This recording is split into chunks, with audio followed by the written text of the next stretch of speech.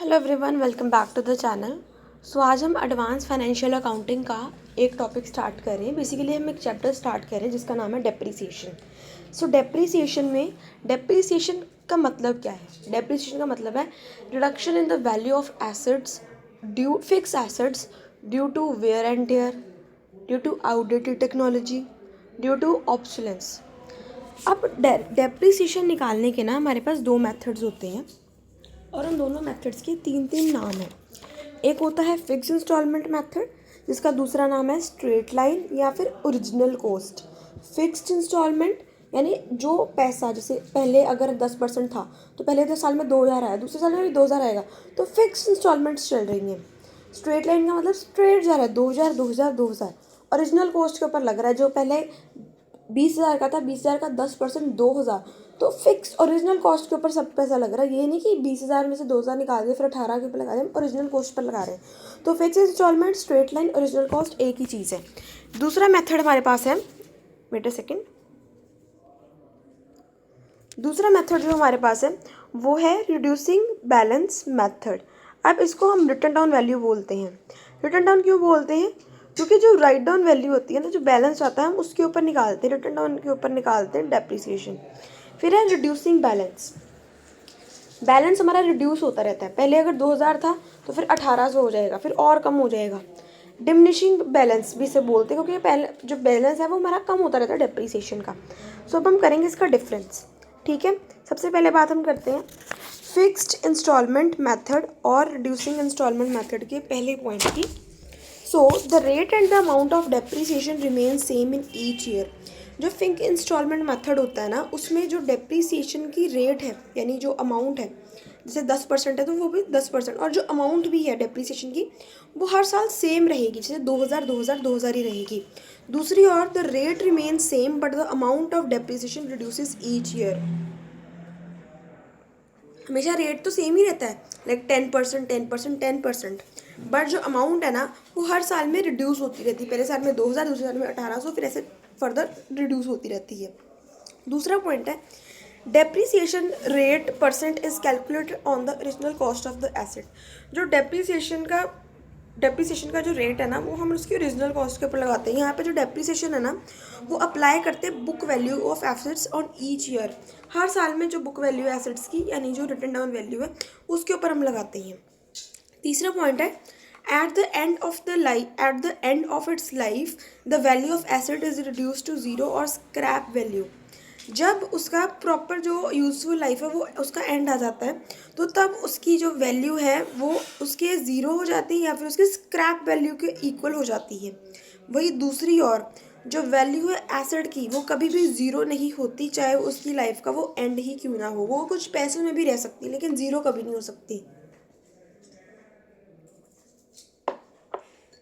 Next है the older the asset the larger the cost of repair. जितना asset पुराना होगा उसकी रिपेयर के ऊपर खर्चा उतना ही आएगा, but the amount of depreciation remain same each year. But जितना भी वो पुराना एसेट क्यों ना हो, जितनी भी उसके ऊपर रिपेयर का खर्चा क्यों ना आता, उसकी डेप्रिसिएशन का रेट सेम ही रहता है फिक्स इंस्टॉलमेंट स्ट्रेट लाइन के ऊपर। Hence the total of depreciation and repair increases every year. तो डेप्रिसिएशन भी बढ़ती रहती है और रिपेयर का खर्चा भी बढ़ता रहता है। This reduces annual profit gradually. तो fix instalment straight line method, original cost method में क्या होता है, हमारा प्रॉफिट कम आता है क्योंकि रिपेयर का खर्चा भी बढ़ता रहता है, क्योंकि एसेट पुराना हो जाता है, और डेप्रिसिएशन भी बढ़ती रहती है। सो दूसरी साइड में क्या है, the amount of depreciation decreases gradually. समय के साथ डेप्रिसिएशन की अमाउंट कम होती रहती है, जैसे 2000 1800 फिर ऐसे कम होती रहती है। While the cost of repair increases, cost तो बढ़ेगी, अगर एसेट पुराना हो रहा है तो उसके ऊपर रिपेयर का खर्चा तो बढ़ेगा बढ़ेगा। As the total depreciation and the repair remains more और less the same each year. और जो टोटल है डेप्रिसिएशन का और रिपेयर का वो ज़्यादा या कम रह सकता है किसी एक साल में। Hence it causes a little और no change in the annual profit of the loss. कोई एक चीज़ ज़्यादा है, कोई एक चीज़ कम है, तो वो बैलेंस क्रिएट हो जाता है। तो एनुअल प्रॉफिट में कोई ज़्यादा चेंज नहीं आता है। नेक्स्ट है computation of depreciation is comparatively easy and simple. जो डेप्रिसिएशन की कैलकुलेशन है वो इजी है, आसान है और काफ़ी सिंपल है फिक्स इंस्टॉलमेंट, ओरिजिनल कॉस्ट और स्ट्रेट लाइन में। Whereas reducing instalment method में, डिमिनिशिंग बैलेंस मेथड में, रिटर्न डाउन वैल्यू मेथड में जो डेप्रिसिएशन है can be computed without any difficulty. हम उसे बिना किसी मुश्किल से निकाल सकते हैं, but it is not easy and simple. लेकिन ये सारे ज़्यादा ईजी नहीं है, सिंपल नहीं है। अगर आपने इसके प्रैक्टिकल करा होगा तो आपको पता होगा कि दूसरे वाले मेथड में थोड़ी बहुत टेक्निकलिटीज़ हैं। अब जो हमारा डेप्रिसिएशन वाला चैप्टर है ना, उसमें हमने आपको सबसे पहले बताया कि 2 मेथड्स होते हैं। फिर जो एक मेथड है उसमें अलग तरीके से हम डेप्रिसिएशन निकालते हैं, दूसरे मेथड में अलग तरीके से निकालते हैं। अब इसी चैप्टर में एक और टाइप का क्वेश्चन आता है जिसमें ये कन्वर्जन ऑफ मेथड बोल देते हैं। मींस पहले एसएलएम होता है, फिर डब्ल्यूडीवी लाने को बोलते हैं, फिर डब्ल्यूडीवी होता है तो एसएलएम लाने को बोल देते हैं। उसमें 2 तरीके होते हैं, एक होता है विदाउट रेट्रोस्पेक्टिव इफेक्ट, एक होता है with retrospective effect. Without retrospective effect का मतलब है, मान लो 2020 से हम काम कर रहे हैं और 20 में हमने एसएलएम लगाया, 21 में एसएलएम लगाया, 22 में एसएलएम लगाया और 23 में जाके जो बोल रहे हैं कि हमने डब्ल्यूडीवी कर दिया, तो तब से हम डब्ल्यूडीवी लगाना स्टार्ट कर देंगे और कुछ नहीं करेंगे और नेक्स्ट ईयर में भी डब्ल्यूडीवी लगा देंगे। अब जब विद रेट्रोस्पेक्टिव इफेक्ट की बात आएगी तब मेथड अलग होगा, उसे पढ़ते हैं अब। In the case depreciation already recorded in prior years will be adjusted. जो पहले सालों में हमने डेप्रिसिएशन लगाई है उसको भी एडजस्ट हम करेंगे। The written down value on the date of charge is to be adjust. Basically हम करना पता क्या है, मान लो हमने सेम एग्जांपल लेते हैं, 20 में हमने डेप्रिसिएशन लगाई अपना डब्ल्यूडीवी से, 21 में भी हम यहाँ पे कैलेंडर लेके चलने थोड़ा आसान हो जाएगा। 21 में भी डब्ल्यूडीवी से लगाई, 22 में भी डब्ल्यूडीवी से लगाई और फिर 23 में भी डब्ल्यूडीवी से लगाई और फिर 24 में जाके ये डिसाइड करते हैं कि we will adopt straight line method but its effect will be from 2022।